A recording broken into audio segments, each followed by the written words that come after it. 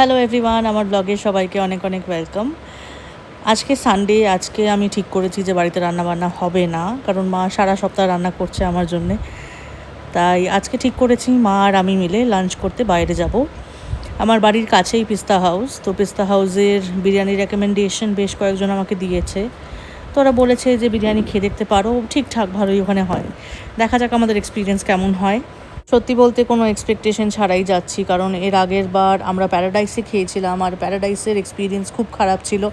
দেখা যাক পিস্তা হাউসের এক্সপিরিয়েন্স কেমন হয়। এখানে বসার জায়গাটা ভালো না, সিটিংটা। এটাই বসি নাকি বসবেন? সিটিং এরিয়াটা আমার একদম পছন্দ হয়নি, কারণ ফার্স্ট ফ্লোরটা একেবারেই সাজানো গোছানো নয়। গ্রাউন্ড ফ্লোরটা খুব সুন্দর, ইন্টিরিয়ার্স খুব সুন্দর, ওয়েল ডেকোরেটেড। এখানে বাইরেও কিছু দেখা যাচ্ছিল না, কারণ ব্লাইন্ডস লাগানো ছিল। তো হ্যাঁ, প্রথমেই একটু ডিসঅ্যাপয়েন্টেড হয়ে গেছিলাম। কী খাবে? কি দেখ, বিরিয়ানি স্টার্টার, স্টার্টার দেখ। কাবাব। এক প্লেটে নেই, বেশি নেই।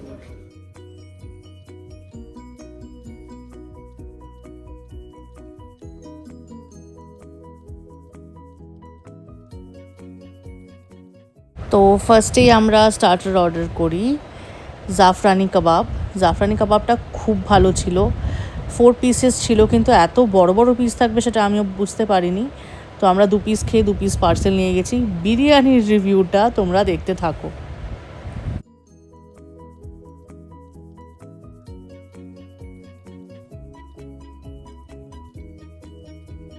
বিরিয়ানি আমরা অর্ডার দিয়েছিলাম 1 প্লেট স্পেশাল চিকেন বিরিয়ানি। এত যে কোয়ান্টিটি থাকবে আমরা সত্যিই বুঝতে পারিনি। আমরা প্লেটে নেওয়ার পরেও খেয়ে শেষ করতে পারিনি। বাকিটা আমরা পার্সেল করে নিয়ে আসি। এটাতে 3 পিস চিকেন ছিল আর প্রচুর পরিমাণে রাইস। মানে যদি কেউ ডিনারে খায় আরামসে অল্প অল্প করে 4 জনের হয়ে যাবে।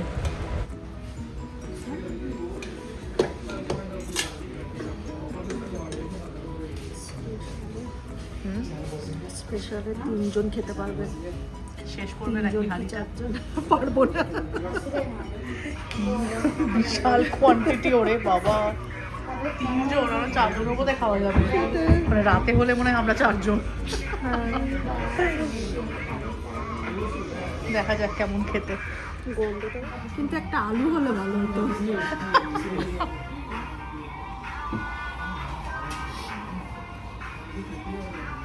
সামনে রোববার বানাবো মুরগ পোলাও। এই বিরিয়ানি খেয়ে পুরো মানে জিরের গন্ধ, মুখটাই গেল নষ্ট হয়ে। আমাদের দাদা বৌদি অনেক ভালো, এর থেকে অনেক। এইটার সঙ্গে দাদা বৌদির কম্প্যারিজন হয় না। বৌদি তো 5 স্টার। আমরা দাদা বৌদির পেছনে থাকি, রেস্টুরেন্টের পেছনে। খুব বাজে, খুব বাজে, খুব বাজে। আর বিরিয়ানির নাম নেব না। একেবারে কলকাতায় গিয়ে বিরিয়ানি খাবো দাদা বৌদি।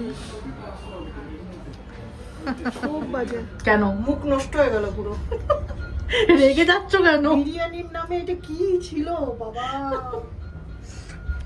জঘন্য। রেগে যাচ্ছ কেন? এটা বিরিয়ানি? চলো।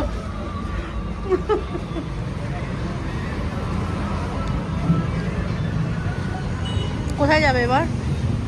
চল ওইদিকে শপিং মল কলেজে। ওটাই যাবে? চল। মঙ্গলায়া। সেটাই তো বললাম, মঙ্গলায়া।